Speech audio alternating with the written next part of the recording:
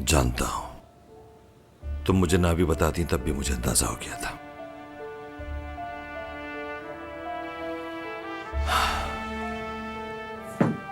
जिस तरह मैं ज़ैनब के लिए लड़ा, बल्कि अब तक लड़ रहा हूं उसके लिए। अपनी फैमिली के लिए आपको मजबूत होना पड़ता है। उनको खुश रखने के लिए जो छोड़ गए हैं उनको बुलाना पड़ता है। यही तुम्हारे लिए बेहतर होगा।